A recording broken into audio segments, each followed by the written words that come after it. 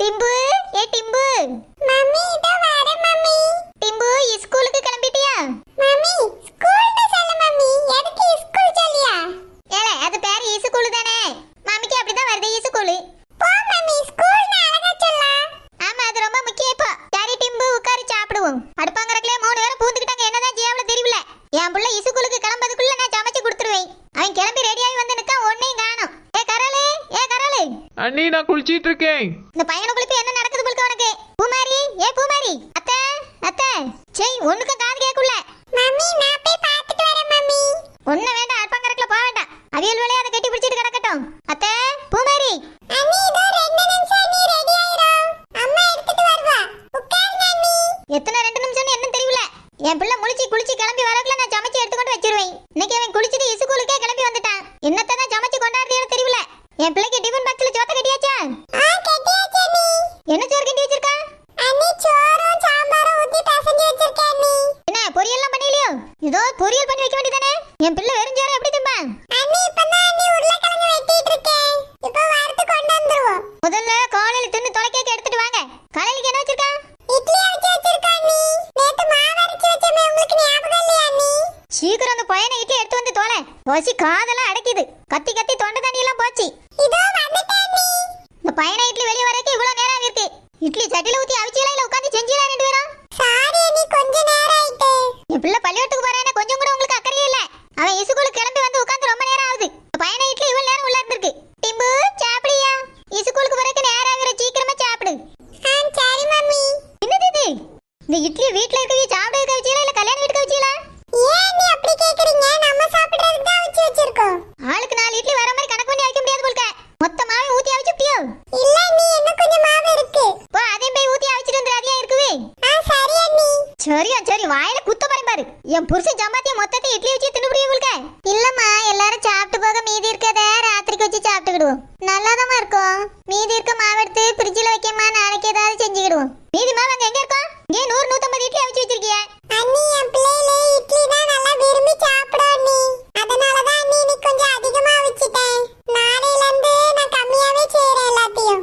ஆமா, உன் பிள்ளைகளே 10-15 இட்லி எடுத்து லபக்கு லபக்கு நீ முழுங்கிறோம். சின்ன பிள்ளைகள் தானே, பொம்மையை கொடுத்து வளர்த்து தோலை. இஷ்டத்துக்கு அள்ளி அமைக்கி பழுன் மாதிரி ஊத வைக்காத. இல்ல அண்ணி, சின்னவளுக்கு 1 இட்லியும் பெரியவளுக்கு 2 இட்லியும் தான் அண்ணி கொடுப்பேன். அந்த 1 இட்லி 2 இட்லிக்கு தான் இவ்வளவு இட்லி அவிச்சு போட்டு வச்சிருக்கியோ? இதுல என் பிள்ளைகள் வேற நல்லா திங்கோன்னு சொல்லியா? திங்குமே நல்லா. இந்த மாதிரி வேண்டாம் பேரெல்லாம் ஜெயிரியன் தான் நானே கிடந்து சமைச்சு தொலைச்சேன். அதுக்கும் ஒரே ஆதாரம் சொல்லி தொலைக்கிறியாங்க. நீங்களே செஞ்சு தொலைங்கன்னா இந்த மாதிரி செஞ்சு தொலைச்சி வைக்கிறிய. என் புருஷன் சம்பாத்தியெல்லாம் இட்லியா வேஸ்டா போகுது. சரோஜா, இன்னைக்கு ஒரு நாள் தான் கொஞ்சம் தெரியாம அவிச்சு போட்டோமா. என்ன நாளைக்கெல்லாம் அவிக்கும் போது தானமா அவிக்கும். இன்னைக்கு இந்த இட்லி எடுத்து வச்சுட்டு ராத்திரிக்கு சாப்பிட்டுக்கிடுவோமா? நானே என் பிள்ளைகளும் ராத்திரிக்கு இதெல்லாம் உட்காந்து தின்னுக்கிட்டு இருக்க மாட்டோம். நீங்களும் வேணா என்ன நீ தின்னு தொலைங்க. சரிம்மா, நாங்களே சாப்பிடுவோம். காரலுக்கு காலேஜுக்கு கூட இட்லியை கொடுத்து விட்டுறேன். ஆமா, இன்னைக்கு இட்லி நாள். இட்லியா அவிச்சு குளிச்சு கொண்டாடுங்க. மம்மி நான் சாப்பிட்டுட்டு ஸ்கூலுக்கு போறேன். டிம்பு, நல்லா சாப்பிட்டியா? இட்லி நல்லா இருக்கா? மம்மி நீ அவிக்கிற இட்லியை விட சூப்பராவே இருக்கு மம்மி. நல்லா பஞ்சு போல அத்தை இட்லி அவிச்சு வச்சிருக்காவ.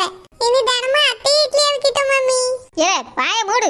ஒழுங்கா ஸ்கூல்ல போய் படிக்க பாரு. இந்த இட்லியை நினைச்சிட்டே இருக்காத அங்க போய். சரி மம்மி, பாய். என்ன முழிச்சிட்டே நிக்க? என் பிள்ளை கிளம்பியால? ஸ்கூல்ல கொண்டு போய் விட்டுட்டு வாங்க. சரிம்மா, நான் கூட போறேன். ஐயா டிம்பு, வாயா போவோம்.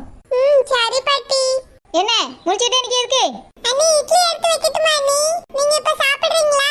ஏன் இல்லன்னா என்ன பண்ண போற? அண்ணி என் பிள்ளைகளுக்கு இட்லி ஊட்டலான்னு பார்த்தேன் அண்ணி.